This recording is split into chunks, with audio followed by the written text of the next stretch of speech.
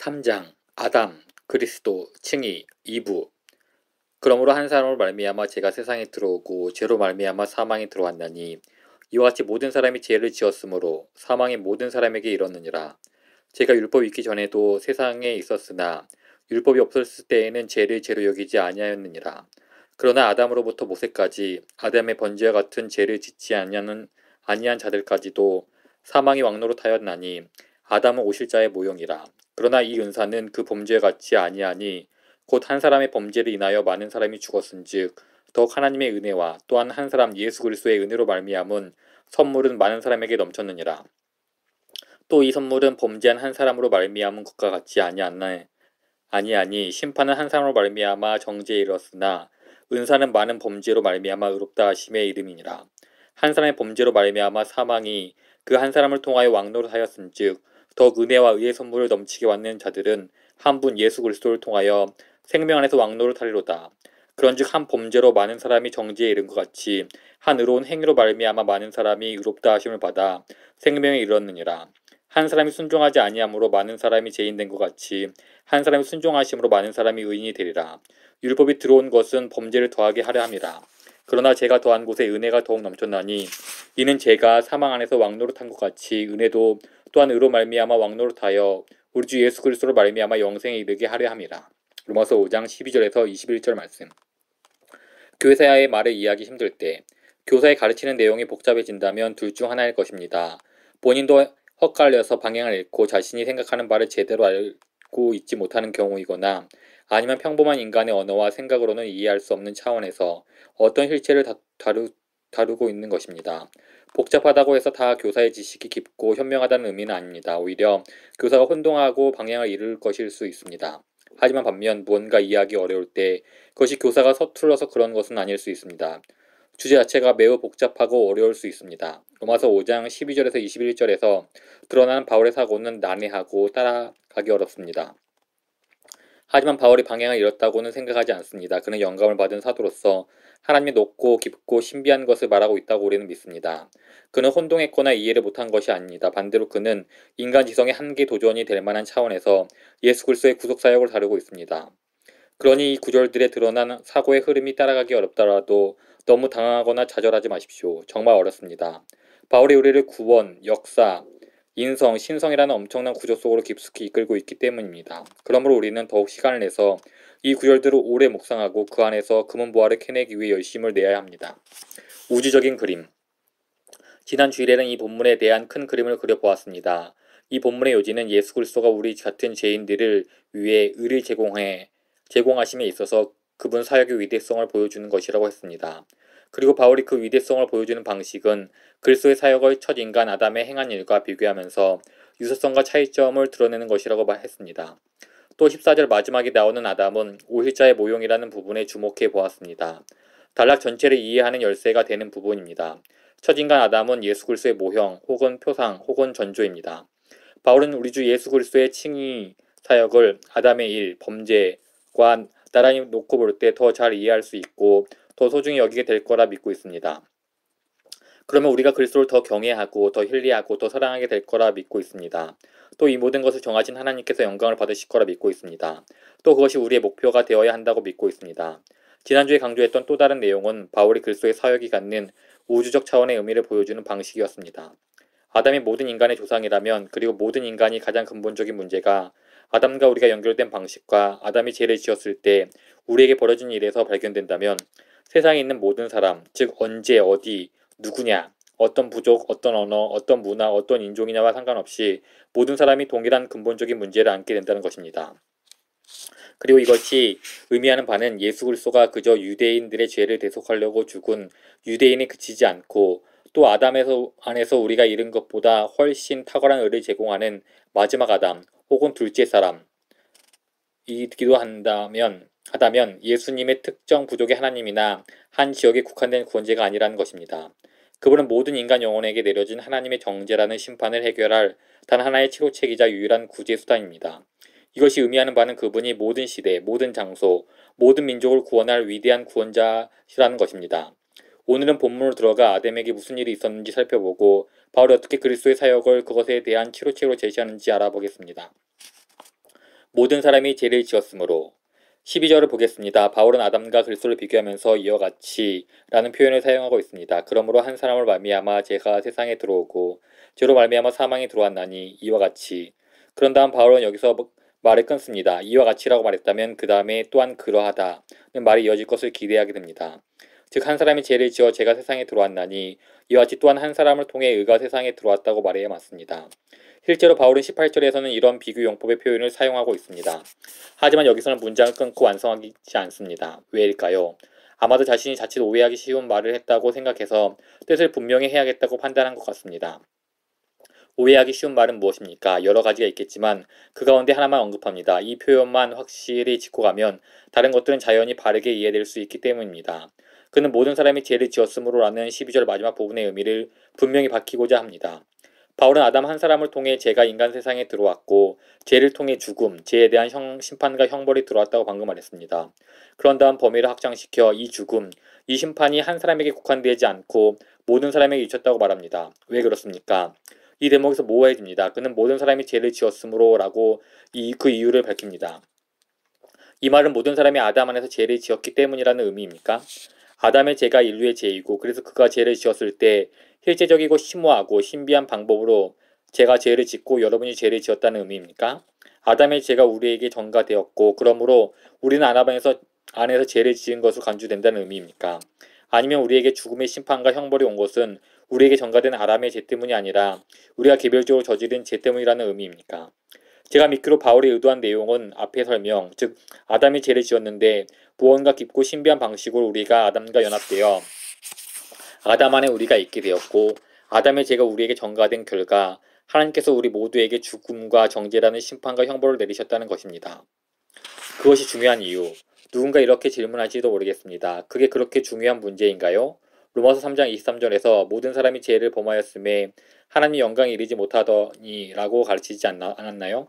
또 로마서 6장 23절에서 죄의 삭은 사망이요 라고 가르치지 않았나요? 우리 각자가 날마다 저지르는 죄에 대해서도 하나님의 심판과 정죄를 받는 게 당연한데 굳이 우리 죄책과 죽음과 정죄의 원인을 더 깊은 것, 말하자면 태초에 아담이 죄를 지을 때 우리와 아담이 연합되었다는 것에서 찾고 이를 밝히는 것이 그렇게 중요한가요? 바울이 12절에서 하던 비교를 잠시 멈추고 모든 사람이 죄를 지었으므로라는 말의 의미를 보다 분명히 하려고 했던 이유가 그 질문에 대한 답이 되리라 생각합니다. 그리스도와 아담에 대한 모든 비교에 있어서 가장 중요한 지점이 바로 여기입니다.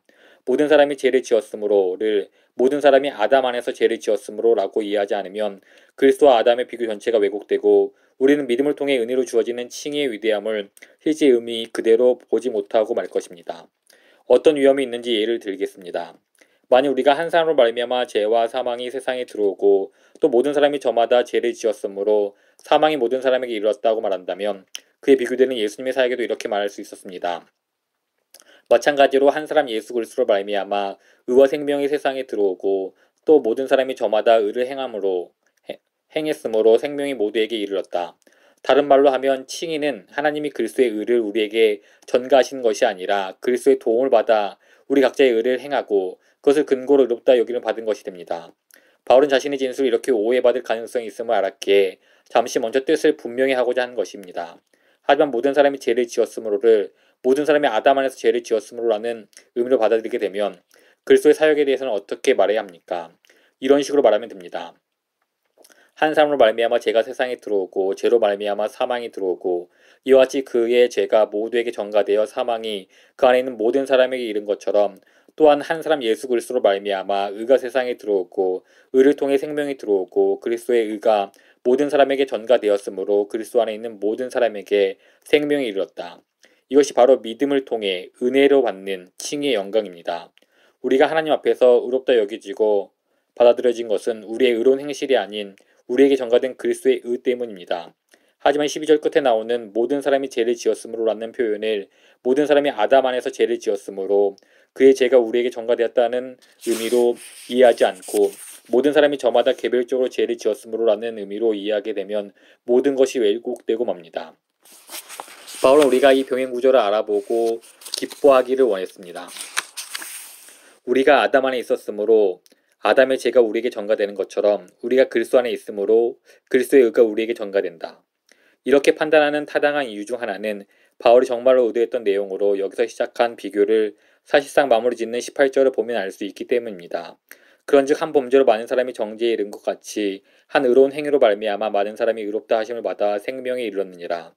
아담 안에서 우리 모두는 정죄에 이르렀고 그리스도 안에서 우리 모두는 의롭다 하심을 받습니다.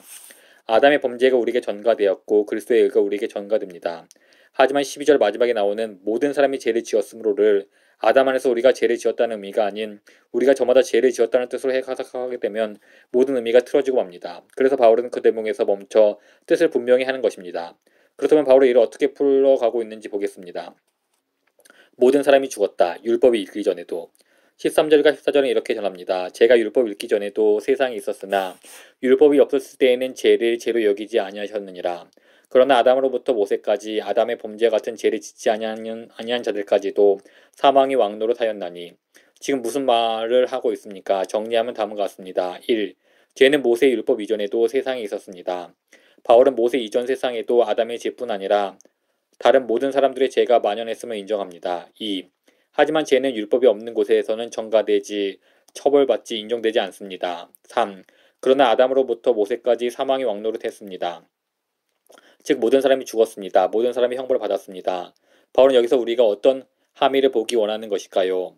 바울은 인간의 보편적인 죽음이 모세의 율법을 개별적으로 어긴 죄 때문이 아니라 아담 안에서 지은 죄 때문임을 보기를 원하고 있습니다.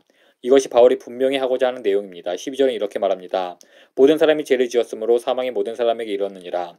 즉 바울이 주장하고 분명히 하려는 바는 사람들이 저마다 개별적으로 모세 율법을 어기는 죄를 범한 것이 죽음의 근본 이유가 아님에도 불구하고 율법이 없었기에 죄로 인정되지 않았습니다. 모든 사람들이 죽었다는 것입니다. 오히려 모두에게 죽음이 찾아온 근본 이유는 아담 안에서 죄를 지었기 때문이라는 것입니다. 아담의 죄가 전가되었습니다. 이쯤 되면 바울의 주장에 대한 반박이 나올 법합니다. 바울도 그것을 알았습니다. 반대 의견은 모세 율법 이전에도 하나님께서 노아와 아브라함과 다른 사람에게 주신 명령이 있었다는 것입니다. 따라서 그들의 죽음은 하나님이 그들에게 주신 그 율법에 불순종한 탓인지 아담 안에서 죄를 지었기 때문이 아니라는 주장입니다. 반박은 여기에 그치지 않고 다음과 같이 이어질 수 있습니다. 바울 선생 스스로 로마서 1장 32절에서 모든 사람, 이스라엘 밖의 이방인들도 그들의 양심으로 이 같은 일을 행하는 자는 사형에 해당한다고 하나님께서 정하심을 안다고 말했습니다. 이런 걸 감안해 볼 때 바울 선생의 주장에 빠진 것이 두 가지 있습니다. 모세 이전에는 비록 모세 율법은 없었으나 개인적으로 전달된 계시가 있었습니다.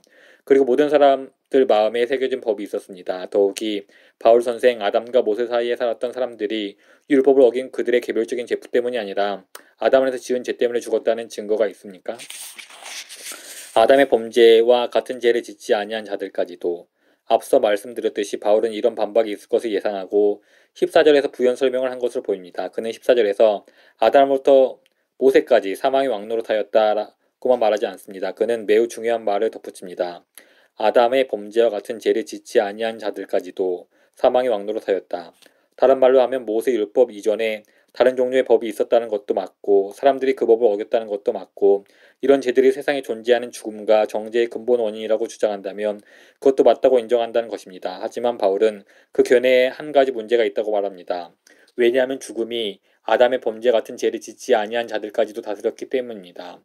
법을 알지도 못하고 그 법을 어기기로 선택할 수도 없는데 죽은 사람들이 있다는 것입니다. 그들이 누구입니까? 반드시 설명이 필요한 사람들이 바로 영아들입니다. 영아들도 죽었습니다. 그들은 개인적으로 전달된 계시를 이해할 수 없었습니다.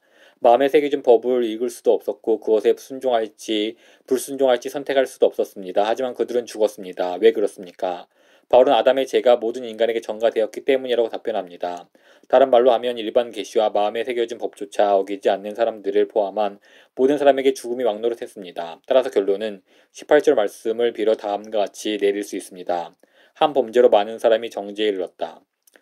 죽음이 왕노릇하는 가장 근본적 이유. 바울은 12절 마지막 부분 모든 사람이 죄를 지었으므로 사망이 모든 사람에게 이르느니라는 말이 모든 사람이 아담 안에서 죄를 지었으므로 사망이 모든 사람에게 이르느니라는 의미임을 분명히 하려고 했습니다. 죽음이 모든 사람에게 임한 첫째 되고 가장 근본적인 이유는 우리가 개별적으로 지은 죄 때문이 아니라 아담 안에서 일어난 일 때문이라는 것입니다. 여기서 가장 중요한 질문이 제기됩니다. 바울은 왜 바로 이 지점에서 아담의 범죄 같은 죄를 짓지 않는 사람들에게도 죽음이 임했다는 말을 한 직후인 14절 끝에서 오실자의 모형이라는 무엇보다 중요한 문구를 삽입시켰을까요? 왜 정확히 이 지점에서 바울은 아담이 그리스도의 모형이라고 말한 것일까요? 다른 답을 알지 못한다면 이 답을 받아들이십시오. 이것이 우리의 생명이기 때문입니다. 바로 여기서 바울은 아담이 그리스도를 위한 모형이라고 말합니다. 가장 중요한 유사성이 여기서 보이기 때문입니다. 무엇입니까?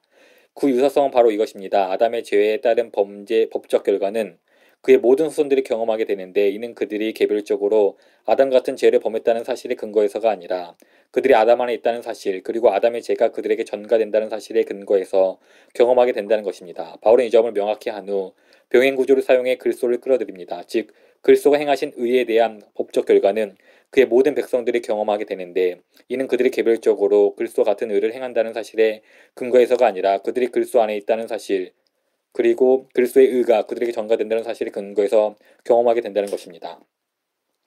영생이 왕노릇하는 가장 근본적 이유 이것이 병행 구조를 통해 살펴볼 수 있는 가장 중요한 내용입니다. 왜 죽음이 모든 사람에게 왕노릇하는가에 대한 가장 근본적인 이유는 우리의 개인적인 죄 때문이 아니라 우리에게 전가된 아담의 죄 때문입니다. 따라서 영생이 왕노릇하는 가장 근본적인 이유 역시 우리가 개별적으로 행한 의 때문이 아니라 믿음을 통해 은혜로 우리에게 전가된 그리스도의 의 때문입니다. 이것이 바울이 이 본문에서 드러내고자 한 의미입니다. 우리의 믿음과 우리의 확신과 우리의 기쁨을 위해 바울이 병행 구조를 통해 시도한 작업입니다. 우리가 하나님과 화목을 이루고 정죄로부터 자유를 얻게 된 것은 우리의 의로운 행위가 아닌 그리스도의 의로운 행위에 근거한 것임을 바울은 강조하고 싶었던 것입니다. 이것이 바로 오직 믿음을 통해 오직 은혜로 주어지는 칭의라는 위대한 성경적 진리의 근간입니다. 이 진리 덕분에 수많은 성도들이 율법주의가 주는 좌절과 자신의 불완전함에서 오는 가공할 두려움으로부터 건짐을 받을 수 있었습니다. 그리스도가 죽기까지 순종을 하셨기에 우리는 그분 안에서 하나님의 의가 되었습니다. 이것이 우리 영원히 쉼을 누릴 수 있는 자리입니다. 이것이 우리 모두가 들어야 할 메시지입니다. 그리스도는 우리의 의가 되십니다. 그분을 신뢰하십시오. 그분을 신뢰하십시오. 그분을 신뢰하십시오.